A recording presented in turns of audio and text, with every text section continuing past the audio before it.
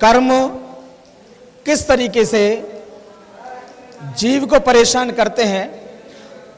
आप लोगों ने कुआं देखा? कुआं, हम लोग तो क्या करते, कुएं में नहाने जाते थे तो पास में कोई एक लकड़ी पड़ी होती थी, वो लकड़ी लेकर के कुएं में डालते थे, खेल करते थे। और जैसी लकड़ी में पूरी दम लगा करके नीचे डालते थे तो लकड़ी नीचे जाती और ऊपर आ जाती थी। तालाब में, नदी में, पोखर में ये हरकत करते रहते थे। लकड़ी ली और बड़े जोर से पानी में डालते थे, पानी में डाली तो लकड़ी ऊपर आ जाती थी। अब लकड़ी को हमें नीचे रखना था, कुएं में लकड़ी नीचे रह जाए ये कोशिश करनी थी। तो बहुत सोचा, पास में खेत में काली मिट्टी थी। क्या था? काली मिट्टी थी। तो हमने उस पूरे डंडे पर लपेट दी, अच्छी भारी भरकम मिट्टी उठा करके और उस डंडे पर लपेट दी। और अब हमने उसको कुएं में डाला, उसको कुएं में डाला। और जब कुएं में उसको डाला तो फिर लकड़ी ऊपर नहीं आई। क्यों नहीं आई ऊपर? क्योंकि वो भारी हो गई थी। उसमें क्या चिपक गया था? लकड़ी में क्या चिपका था? मिट्टी। जब तक लकड़ी में मिट्टी नहीं चिपकी थी तब तक वो लकड़ी कहां आ रही थी? ऊपर आ रही थी। बराबर है। और जैसे ही उसमें मिट्टी चिपक गई वो लकड़ी कहां चली गई?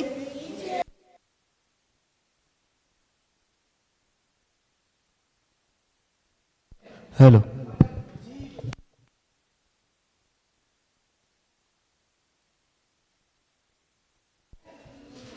पड़ा रहता है।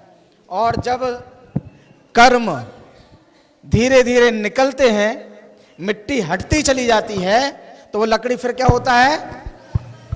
ऊपर की ओर आ जाती है। ऐसे ही जैसे कर्म निकलते चले जाते हैं, जीव ऊपर की ओर चला जाता है। क्योंकि इस जीव का स्वभाव कैसा है?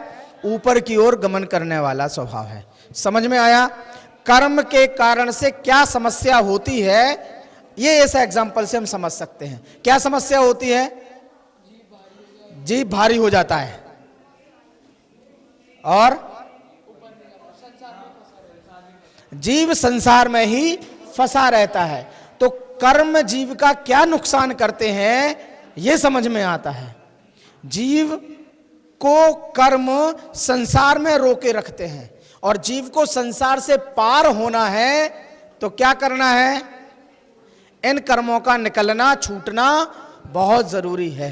अभी हमने बहुत अच्छे तरीके से ये समझा कर्म का आत्मा के साथ कैसा संबंध है। एक क्षेत्रावगाह संबंध हमें बताया। एक क्षेत्रावगाह का मतलब ये है कि दिख तो वो एक रहे हैं, एक जैसे दिख रहे हैं लेकिन एक नहीं है। क्योंकि अगर एक में एक हो तो उन्हें अलग अलग नहीं किया जा सकता। जबकि दूध और पानी को अलग अलग किया जा सकता है या नहीं? कैसे? भाप बना के किया जा सकता है।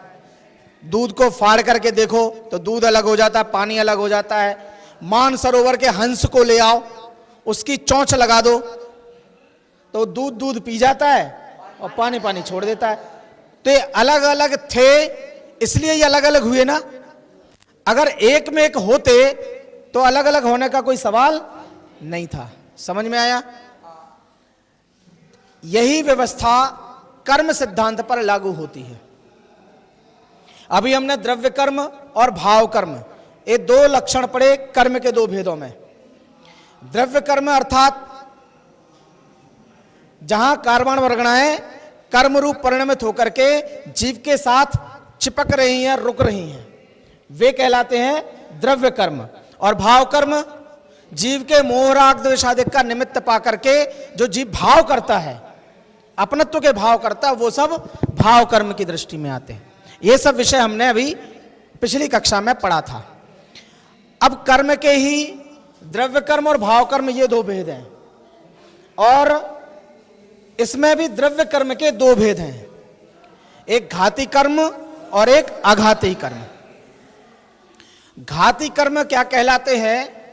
हाँ बोलो। जो जीव के अणुजीवी गुणों का घात करे उसे घाती कर्म कहते हैं। जो जीव के अनुजीवी गुणों का घात करे उसे घाती कर्म कहते हैं। घात यानी नाश करे। तो क्या जीव के गुणों का नाश हो सकता है? जीव के गुणों का नाश हो सकता है? पीछे नहीं। कौन से विद्यालय के हैं? नागपुर वाले बैठे हैं? हाँ, अलग अलग। कौन से? क्या जीव के गुणों का घात हो सकता है? नहीं। क्यों नहीं हो सकता? बोलो। सही बात है, स्वभाव का कभी घात होता नहीं है। तो फिर कर्म की परिभाषा में तो ये लिखा है, घाती कर्म की परिभाषा में ये लिखा है, जो जीव के गुणों का घात करने में निमित्त होता है या घात करता है। हाँ बोलो। बहुत बढ़िया। यहां घात का मतलब यह है प्रकट नहीं होने देना।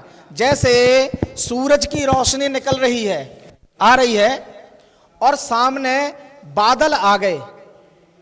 अब सूरज हमें नहीं दिखाई दे रहा है, तो हम क्या कहते हैं? सूरज का नाश हो गया। बादल उसके सामने आ गए हैं, तो अब सूरज की रोशनी हम तक नहीं पहुंच रही है। यही तो कहते हैं, सूरज छिप गया, सूरज चला गया, सूरज नहीं दिखाई दे रहा है। इसका मतलब है घात करना। समझ में आया? नष्ट नहीं होता है, प्रकट नहीं होने देता, व्यक्त नहीं होने देता है, यह घाती कर्म का काम है। ठीक है। और अघाती कर्म का काम जो जीव के अनुजीवी गुणों का घात नहीं करता है, उसमें उन्हें व्यक्त करने में भी कोई अवरोध पैदा नहीं करता है, उनका नाम अघाती कर्म है। अनुजीवी गुण का मतलब है जीव के जो स्वभाव रूप गुण हैं, भाव स्वरूप गुण हैं, उन्हें कहा जाता है अनुजीवी गुण। आप उन्हें अलग अलग नहीं कर सकते। जीव में से ज्ञान दर्शन सुख वीर्य निकाल दो, ज्ञान दर्शन चारित्र निकाल दो, तो जीव क्या है? चाहे जीव कहो और चाहे गुण कहो, दोनों एक दूसरे के अन्योन्याश्रित हैं। अन्योन्याश्रित नहीं है, ये तो एक ही हैं। समझ में आया? तो अनुजीवी गुण का मतलब ये है जीव के भाव स्वरूप गुण, और उन गुणों को वो व्यक्त नहीं होने देता, इसका नाम है घाती कर्म। तो घाती कर्म भी 4 हैं और अघाती कर्म भी 4 हैं। घाती कर्मों में पहला कर्म ज्ञानावरण है। और ज्ञानावरण क्या करता है? ये हमारे एक साथी आपके बीच में ज्ञानावरण बनकर के आ रहे हैं। मैं बुला रहा हूं हमारे ज्ञानावरण कर्म को। ज्ञानावरण कर्म, ज्ञानावरण कर्म, आगम। आप लोग बहुत ध्यान से देखिएगा, ज्ञानावरण कर्म क्या होता है वो आपके सामने प्रेजेंटेशन में है। ज्ञानावरण कर्म।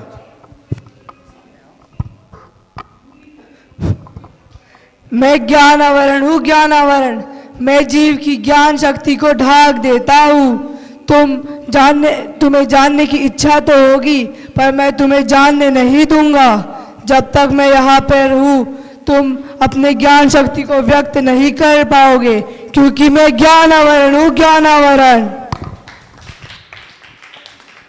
मैं कौन हूं? मैं ज्ञानावरण हूं। मैं क्या करता हूं? मैं क्या करता हूं?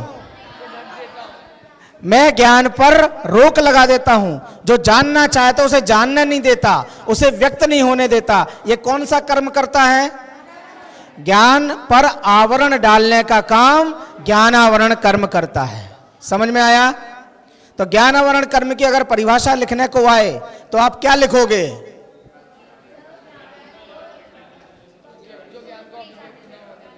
जो जीव के ज्ञान गुण को व्यक्त नहीं होने दे, उसका नाम। जानना तो बहुत चाहता है, लेकिन ज्ञानावरण कर्म जानने नहीं देता है। समझ में आया? यह ज्ञानावरण कर्म है। दूसरा घाती कर्म का भेद कौन सा है? दर्शनावरण कर्म। दर्शनावरण कर्म, आगम जैन। जल्दी आओ। दर्शनावरण कर्म, यहीं आ जाओ। जो बाकी कर्म है यहां आ जाओ, पता तो लगे ये कर्म है। ज्ञानावरणी। हाँ, दर्शनावरण कर्म। अच्छा, ज्ञानावरण समझ में आ गया। अब दर्शनावरण कर्म। मैंने सुना है तुम दूसरों की दृष्टि में बाधा डालते हो, क्या तुम मुझे नहीं जानते? दर्शनावरण हूं मैं, दर्शनावरण। जब तुम मंदिर जी दर्शन करने जाओगे ना, शटर डलवा दूंगा। सुबह सुबह तीर्थ यात्रा करने जा रहे होगे ना, तुम्हें सो के उठने नहीं दूंगा, समझे? तुम्हारी आंखें निकाल के कंचे बना दूंगा उनके। दर्शनावरण हूं मैं, दर्शनावरण। कितने लोगों को समझ में आया? बहुत बढ़िया। अच्छा, क्या समझ में आया? पीछे ये चश्मे पे बैठा है बीच में, सेकंड टेबल पे। हाँ अनन्या, तेरे बगल, हाँ बगल में, बोलो।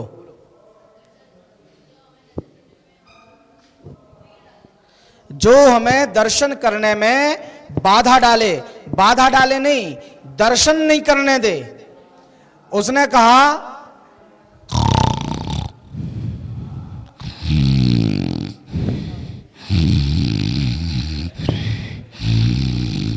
भैया जी ने कहा था सुबह हमें प्रार्थना में पहुंचना है, पूजन में पहुंचना है, और 7 बजे का टाइम दिया था, और इधर 7 बज गए, 7:10 हो गए, 7:15 हो गए, हमें याद ही नहीं है। हम तो अपने बिस्तर पे चैन की बंसी बजा करके सो रहे हैं। भैया जी फिर आए, फिर उठाया, फिर हमने कहा हाँ भैया जी बस उठ रहे हैं। भैया जी बाहर निकले और हम अलमारी में छुप गए, पलंग के नीचे चले गए। देखना था लेकिन देख नहीं पा रहे हैं, देखना चाहते थे लेकिन देख नहीं पा रहे हैं। तो जो देखने की शक्ति को व्यक्त नहीं होने देता है, उसे कौन सा कर्म कहते हैं? कौन सा कर्म कहते हैं? दर्शनावरण कर्म किसे कहते हैं? जो जीव के दर्शन गुण की शक्ति को व्यक्त नहीं होने देता है, उसे दर्शनावरण कर्म कहते हैं। समझ में आया? और जितना आप अभी देख रहे हैं ना, ये सब 5 मिनट पहले का काम है। ये सारे के सारे कर्म आपके 5 मिनट में पैदा हुए हैं। चलिए, 2 कर्म हो गए। पहला कौन सा? दूसरा कौन सा? तीसरा कर्म। तीसरा कौन सा है? मोहिनी कर्म। सबसे बड़ा, सबसे विशाल, सबसे विकराल, सबसे खतरनाक और सबसे मजेदार मोहिनी कर्म। नियोग जैन। हाँ,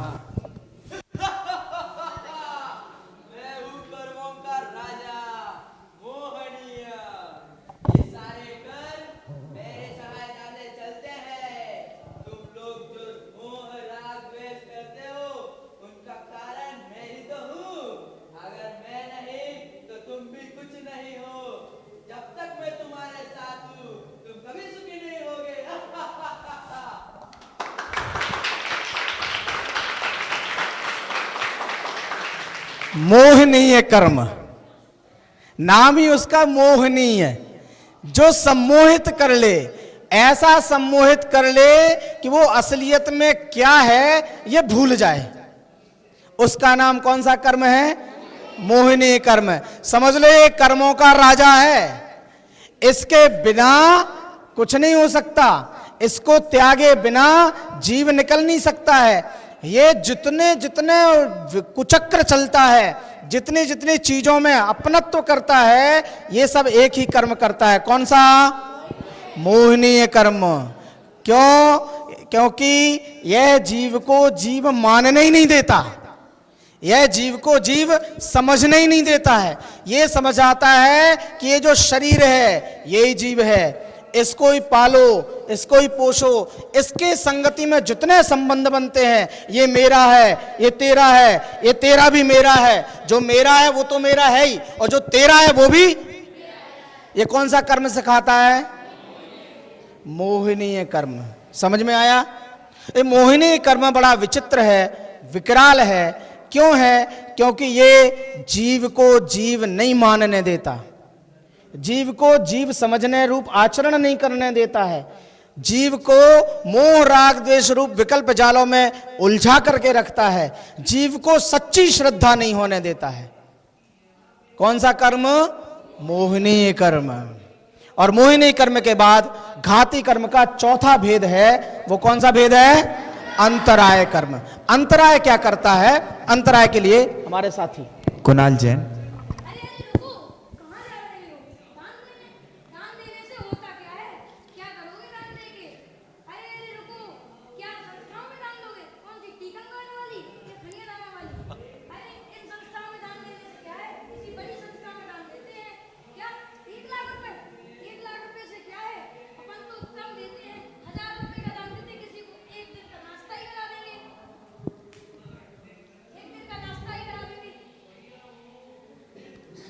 ये भी अंतराय है। थोड़ा समझ में आया कि पूरा समझ में आया? भावना ये है कि मैं दान बहुत देना चाहता हूं, लेकिन नहीं, पैसे नहीं है तो फिर बाद में जरूरत पड़ेगी तो क्या करेंगे? अरे संस्थाओं को देने वाले तो बहुत सारे लोग हैं, मंदिरों को देने वाले तो बहुत सारे लोग हैं। दान पर रोक लगा देना, जो लाभ मुझे मिल रहा है उस लाभ पर रोक लग जाना।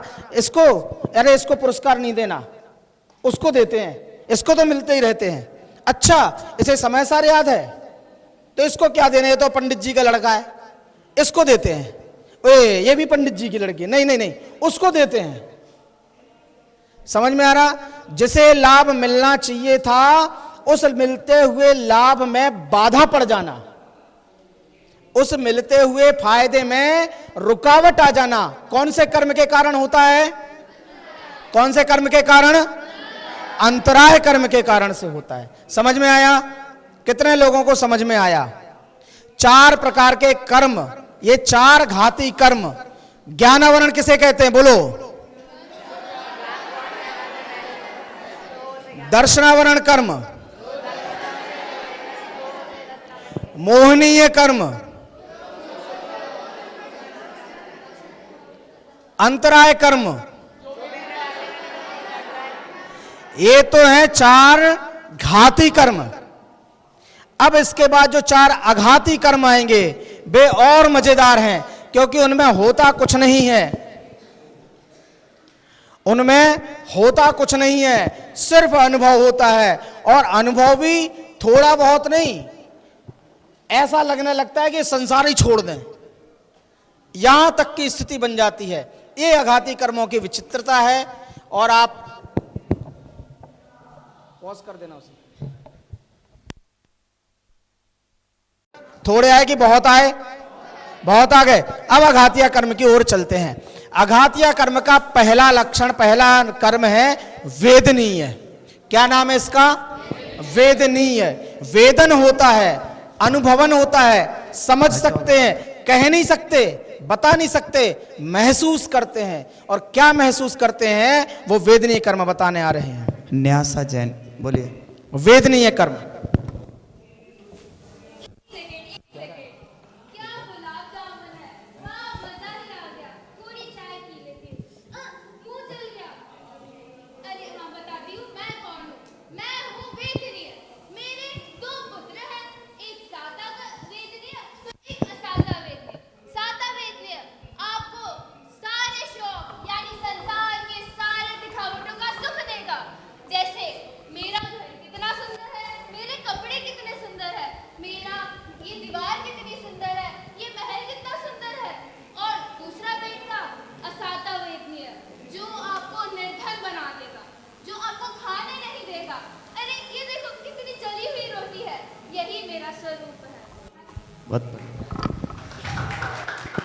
बहुत बढ़िया, बहुत सही। इतना तो मैंने भी नहीं सोचा था।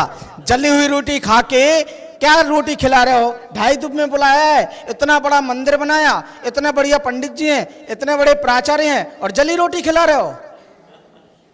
ये दुख हमसे नहीं सहा जा रहा है। ये कौन सा कर्म वेदन कराता है? वे असाता वेदनीय कर्म।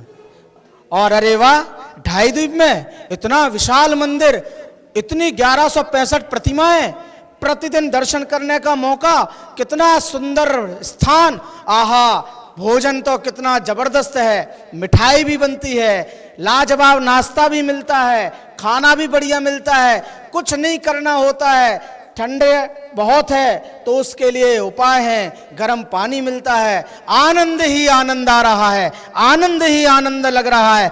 इससे बढ़िया जगह और कोई दूसरी मेरे लिए नहीं है। ये वेदन किससे हो रहा है? तो जो अच्छा लगना और बुरा लगना, अच्छा महसूस होना और बुरा महसूस होना, वो क्या कहलाता है? कौन से कर्म का? वेदनीय कर्म का। समझ में आया? ये बीच में डिस्टरबेंस हो जाता तो हम डिस्टर्ब हो जाते हैं। हाँ, समझ में आया? साता वेदनीय में क्या समझ में आता है? अच्छा ही अच्छा लगना, अच्छी अच्छा महसूस होना, साता, मन प्रसन्न रहना, मन चंगा तो कठौती में गंगा, ऐसा महसूस होना, वो कौन से वेदनी से, कौन से कर्म से होगा? साता वेदनी से। और बुरा महसूस होना, बुरा लगना, वो अरे पंखा चला दिया, तुम्हें पता नहीं है ठंड लग रही है, ठंड चल रही है, मराठी में बोलते ठंड बज रही है।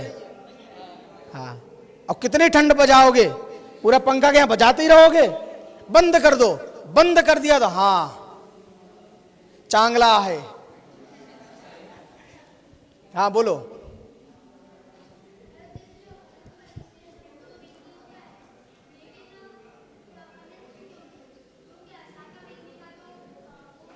उनके पाप प्रकृतियों का नाश हो जाता है। 63 प्रकृतियों का नाश होता है ना, तो 48 तो ये, 47 ये और 16 पाप प्रकृतियां अघाती में से, उनका नाश हो जाता। तो वो 63 प्रकृतियों का नाश हो जाता, उनके असाता का फिर काम नहीं बचता है। बैठो, ठीक है, अनंत परमेष्टि के। तो अभी हमने वेदनीय कर्म की परिभाषा जानी। जिस कर्म के उदय से, जिस कर्म के फल में अच्छा या बुरा अनुभव हो, उसे कौन सा कर्म कहते हैं? वेदनीय कर्म है। वेदनीय कर्म के कितने भेद हैं? 2। कौन कौन से? समझ में आया? पीछे अनन्या, उसको समझ में आ रहा है? तुम्हारी टेबल पे बगल में ब्लैक जैकेट पहने भैया, तुम्हारे बगल में जस्ट, हाँ समझ में आ रहा है? चलो, तो अभी ज्ञानावरण, दर्शनावरण, मोहिनी, अंतराय, वेदनीय। अब वेदनीय के बाद चलते हैं आयु। ये बड़ी विचित्र है, सबको चिंता रहती है, गाड़ी जरा ठीक से चलाना, एक्सीडेंट नहीं हो जाए। और ये क्या निकल गया मेरे पास से? हाँ, जान बची तो। चलते हैं आयु कर्म के पास। अक्षय जैन। हा हा हा हा, मैं हूँ आयु कर्म। क्यों मर गए? जब तक मैं तुम्हारे साथ हूँ तुम्हें जब तक पूरे दुख भोगने पड़ेंगे। हा हा हा हा, जब तक मैं पूरा नहीं होऊंगा तब तक तुम मर नहीं सकते, तुम मौत को छू के टक से वापस आ जाओगे। हा हा हा हा। आयु कर्म, जब तक आयु है, समय है, तब तक कोई बाल भी बांका नहीं कर सकता है। और समय नहीं है, आयु नहीं है, तो कोई बचा भी नहीं सकता है।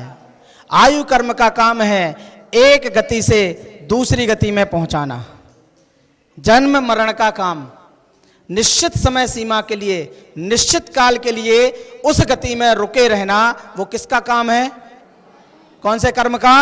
आयु कर्म का काम है। यद्यपि हमें दुनिया भर में सबसे ज्यादा मरने का ही डर लगता है, मरने से ही डर लगता है, और मरने से बचने का हम उद्यम करते हैं। तो आयु कर्म सीधा संदेश देता है कि जब तक आयु शेष है तब तक दुनिया का कोई 30 मारखा हमें मार नहीं सकता, और आयु अगर शेष नहीं है तो दुनिया का कोई 30 मारखा हमें बचा भी, तो हमें नहीं बचा सकता और हम भी दूसरे को नहीं बचा सकते। हमें भी कोई नहीं मार सकता और हम भी दूसरे को नहीं मार सकते। ये संदेश कौन सा कर्म देता है?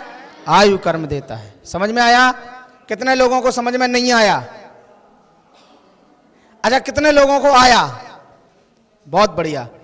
अगला है नाम कर्म। ये इसका व्यापार बड़ा विचित्र है। नाम कर्म तो जबरदस्त है, नाम ही है इसका।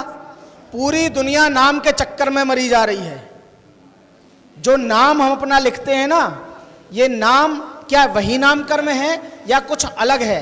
आइए देखते हैं नाम कर्म। हा हा हा हा हा, तू तो काला है, तू तो गोरा है, तुझे फूटा हुआ कान मिला है, सब मेरा करा धरा है। हा हा हा हा हा, क्या करे, इस नाम कर्म की कृपा ही निराली है। हा हा हा हा हा। वाह भैया वाह, तुम्हें कोई और नहीं मिला? मतलब मैं काला हूं ये बताने के लिए जरूरी था कि तू काला है? अच्छा, तो तुम बहुत गोरे हो? ओहो, तुम गाते बहुत अच्छा हो, तुम बैठे बहुत बढ़िया हो, तुम तो मोटे हो, मैं पतला हूं। ओहो, कितना सुंदर लग रहा है। कैसा लग रहा है? ये सब कौन सा कर्म बताता है? नाम कर्म। ये इसका व्यापार इतना बड़ा है, पूरे दुनिया में प्रत्येक जीव के पास 93 रूप में होता है। इसकी प्रकृतियां 93 हैं। इस पूरे व्यापार को वो उसने 93 रूपों में फैला रखा है। 93 कितने? 93। हम कार मिला है, जो जाति मिली है, जो शरीर मिला है, जो मजबूती मिली है, जो बलिष्ठता मिली है, जो क्या बोलते हैं उसे, पुण्य प्रकृतियां मिली हैं, पाप प्रकृतियां मिली हैं, अच्छा शरीर मिला है, सुंदर मिला है, कुरूप मिला है, अच्छा गाना मिला है, नहीं मिला है, यश मिला है, अपयश मिल रहा है, ये सब कौन कराता है? नाम कर्म। कौन सा कर्म? पीछे नाम कर्म क्या कराता है? चश्मे वाले तुम्हारे साथ भी दूसरे नंबर पे, हाँ, ये नाम कर्म क्या कराता है?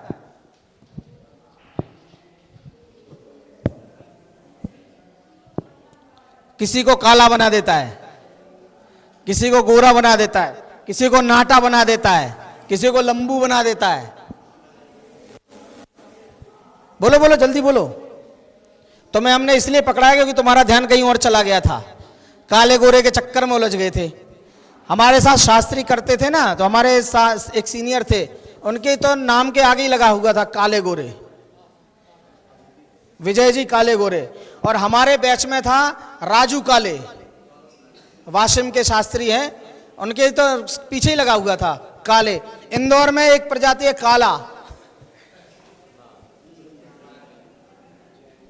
है ना, कोई गोरे होंगे, वहां विजय गोरे है ना, महाराष्ट्र में।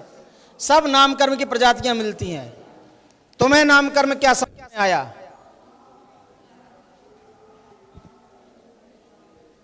अच्छा, इसने ध्यान नहीं दिया, ये कौन से कर्म का उदय था?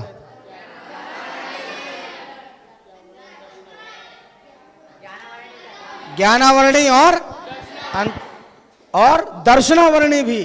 देख तो मुझे रहा लेकिन देख नहीं रहा है, कोई और चीज ही देख रहा था। बात समझ में आ रही? बैठो। तो नाम कर्म को भूल नहीं जाना। नाम कर्म बहुत बड़ा है और बहुत मीठा भी है। जैसे होता है ना, दूध के गिलास में जहर की एक बूंद डाल दी और धीरे धीरे पिलाया जा रहा है, ड्रॉप लेकर के। नाम कर्म ऐसे ही फंसाता है। मोहिनी कर्म के चक्कर में नाम कर्म ऐसा उलझाता है, ऐसा उलझाता है, ऐसा उलझाता है कि 70 कोड़ा कोड़ी सागर तक फंसा रहता है। समझ में? तो नाम कर्म का व्यापार बहुत बड़ा है। और 8 कर्मों में, अघातीय कर्मों में, नाम कर्म के बाद अंतिम कर्म है, छोटा सा है, इसका परिवार भी बहुत छोटा है, गोत्र कर्म। आइए। मेरा नाम मुदित जैन है। अरे ये कहाँ आ गया मैं? ओह, जिनेंद्र भगवान, जैन गुरु। अच्छा, मैं जैन कुल में जन्मा हूँ। ओह, तुम नीच कुल वाले हो, जाओ यहाँ से, तुम जिन मंदिर में नहीं आ सकते। मैं बताता हूँ मैं कौन हूँ। मैं गोत्र कर्म हूँ। जो तुम जैन कुल में जन्मे हो वो मेरी वजह से जन्मे हो, और जो नीच कुल वाले हैं वो भी मेरी वजह से ही जन्मे हैं, क्योंकि मैं गोत्र कर्म हूँ। गोत्र कर्म पूछ लेगा ना, अभी हो जाएगा। गोत्र कर्म, जैन कुल मिल गया, सबसे ऊंचा कुल मिल गया, ऊंची जगह पे पहुंच गए। आपने देखा वो आके कह रहा है, ओहो ये मैं कहां आ गया? अरे धोती तो पट्टा, जिनेंद्र भगवान के दर्शन, लगता है मैं जैन कुल में हूं। हाँ हाँ, जैन कुल में ही है। रुक जा, वहीं रुक जा, वहां पढ़ा नहीं तुमने, यहां निम्न जाति के लोगों का आना मना है। अरे मैं तो जीव हूं। नहीं नहीं, तुम चांडाल हो, रुक जाओ। ये नहीं मतलब मैं तो वहां दिखा रहा हूं, नहीं तो ये समझे मुझे कह रहा है। और ऐसे रोकना, क्योंकि वो किस जाति का है, किस गोत्र का है? निम्न गोत्र का, नीच गोत्र का है, इसलिए उसका प्रतिबंध है। और मैं उच्च गोत्र का हूं तो कहीं पे भी चला जाता हूं। यह भी कर्म की व्यवस्था है। उच्च गोत्र मिलना और नीच गोत्र मिलना, उच्च कुल मिलना, निम्न कुल मिलना, ये कौन से कर्म के कारण से होता है? अब ये 8 कर्म अभी हमने बड़े संक्षिप्त तरीके से समझे हैं। कितने लोगों को समझ में आ गया एक्चुअली? Very good. बहुत बढ़िया। तो फिर आप लोगों के साथ एक एक्टिविटी की जाए। आपकी किताब में कुछ प्रश्न दिए हैं, स्वयं को चुनौती दें। निकालो किताब फटाफट, स्वयं को चुनौती दें। मेंटर्स से भी निवेदन है, अपने अपनी लाइन में देखें जरा। स्वयं को चुनौती दें, पेज नंबर 15 पे। जितने बॉक्स हैं सारे आपको भरने हैं। कक्षा के दौरान ये सब आ रहे हैं और ये सब आपको भरने हैं। आपकी कॉपी ये देखी जाएगी, ठीक है। स्वयं को चुनौती दें। पहली चुनौती निकाल ली किताब सबने? माइक ले लो भैया। हेलो। पहली चुनौती यही साइड में लिखते जाना बस। ये अलग है, ज्ञान दर्शन क्या कहलाते वो अलग है। देखो ऊपर लिखा है अर्थ समझाइए। ये आपको पता है, ज्ञान जानना, दर्शन देखना, सुख अनुभव करना और वीर्य शक्ति या सामर्थ्य, ठीक है। स्वयं को चुनौती दे। पहला आपको बताना है आपके अनुसार ये कौन से कर्मों के उदय में होते हैं। नंबर 1, पूरा विषय याद होने पर भी गुरु ऐसे हाथ ऊपर, ऐसे नहीं, हाथ ऊपर उठाओगे तो और आपको अपनी कॉपी में लिख लेना वहीं बगल में। पूरा विषय याद होने पर भी गुरुजी के सामने कुछ याद नहीं आता। कौन से कर्म का उदय है और क्यों? हाँ किसी से भी पूछो। ज्ञानावरणी कर्म। ज्ञानावरणी कर्म का उदय है, सही है। क्यों? क्योंकि जो याद किया था उसमें ज्ञान का आवरण डाल दिया। बहुत बढ़िया। जो कुछ याद किया था वो अब नहीं व्यक्त हो पा रहा है क्योंकि ज्ञान पर आवरण आ गया है। बहुत बढ़िया। दूसरी चुनौती, मैना सुंदरी का विवाह एक ओ ऐसे नहीं बोलना है, हाथ ऊपर उठाओ। गोत्र। हेलो हेलो हेलो हेलो गोत्र। गोत्र क्योंकि उनका जो विवाह एक गरीब कोड़ी के हुआ है तो वो उसको उच्च नीच कोटि का है तो वो गोत्र में आ जाएगा।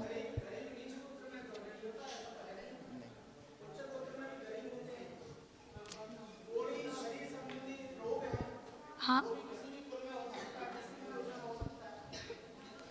तो ये और कोई बोलो। नाम कर्म। नाम कर्म। नाम कर्म क्यों? क्योंकि जो कोरी है वह शरीर से है और नाम कर्म की उससे हमें शरीर मिलता है। बहुत बढ़िया, बहुत बढ़िया। नाम कर्म के कारण से, क्योंकि वो शरीर की दशा है और अमीर गरीब होना, ये लाभ हानि होना, मिलना, ये सब नाम कर्म के भेदों में आता है। बहुत बढ़िया। तीसरा,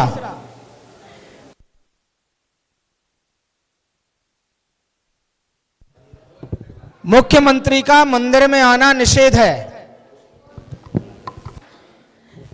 हेलो। ये क्या नाम है इसका? क्या नाम है? हेलो। वीर।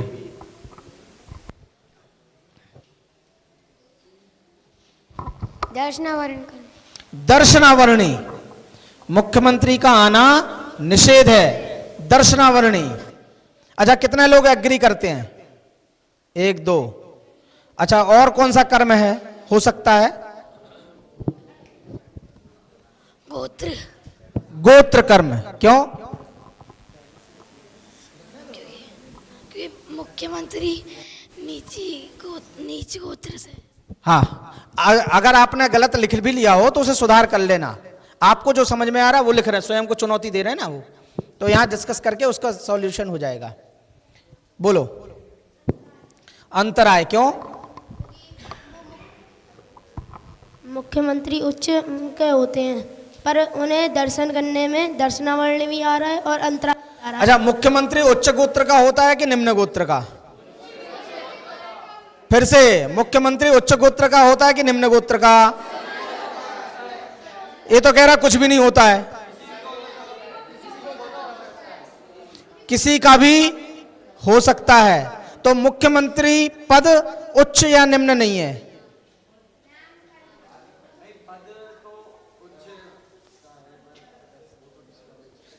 कुछ समझ में आ रहा है आपको? चक्कर उलझ रहा है?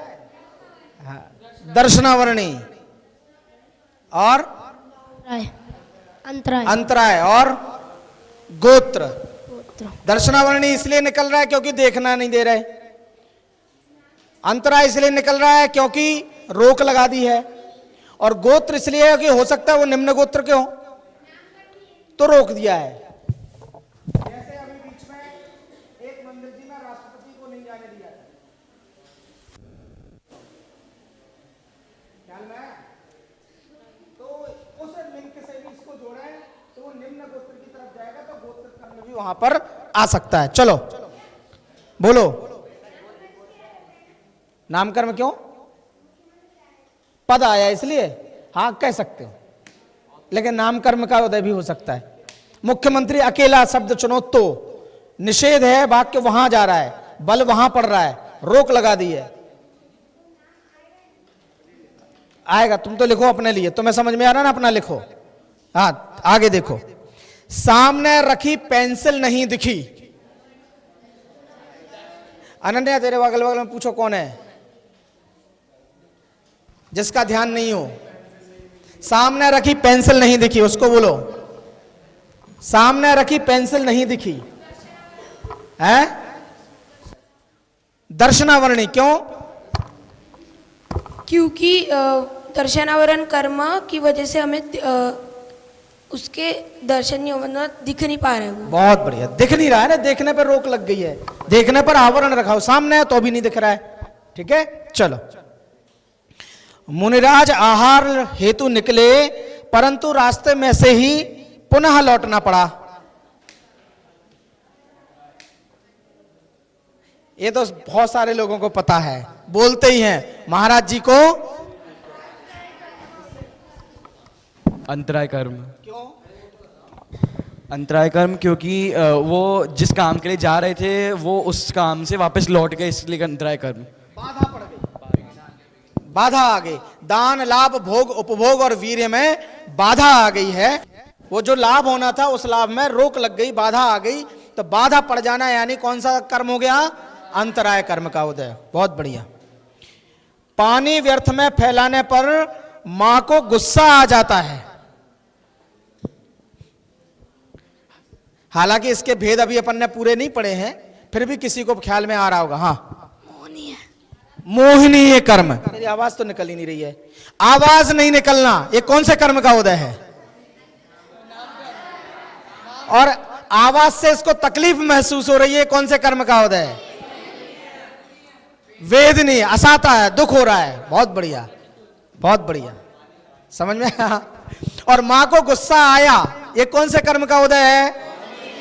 मोहिनी। मोहिनी में भी दो भेद हैं, दर्शन मोहिनी और चारित्र मोहिनी। दर्शन मोहिनी के 3 भेद हैं जो श्रद्धा नहीं होने देता है, और चारित्र मोहिनी के 25 भेद हैं।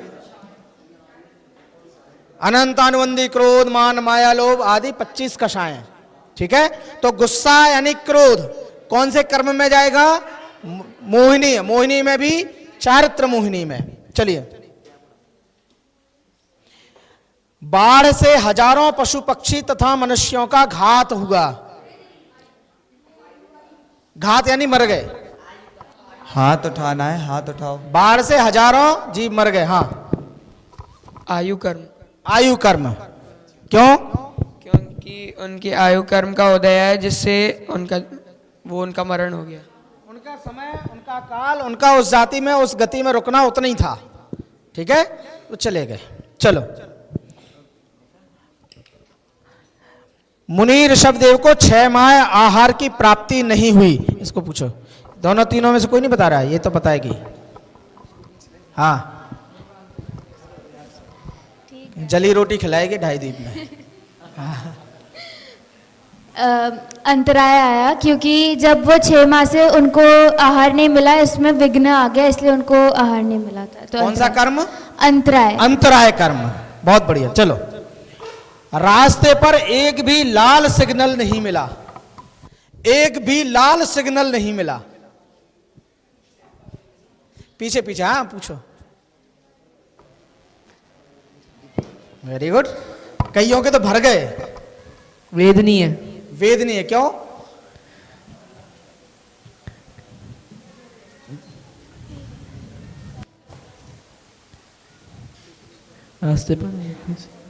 Very good. वेदनीय क्यों?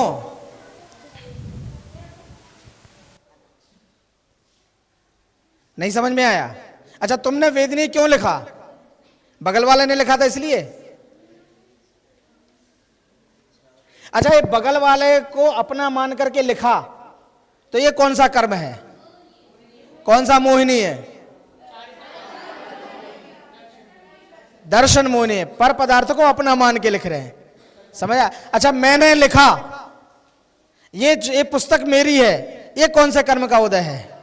मोहिनी कर। क्यों? पर पदार्थ को मैं अपना मान रहा हूं। बहुत बढ़िया। हाँ, वेदनीय क्यों? साता वेदनीय। क्यों? अच्छा, हम रास्ते से जा रहे थे और कोई बाधा नहीं मिली, बड़े आराम से बिना सिग्नल के फुर्र चलते चले गए, तो आराम अच्छा लगा। अच्छा वेदन होना यानी वेदनीय है। और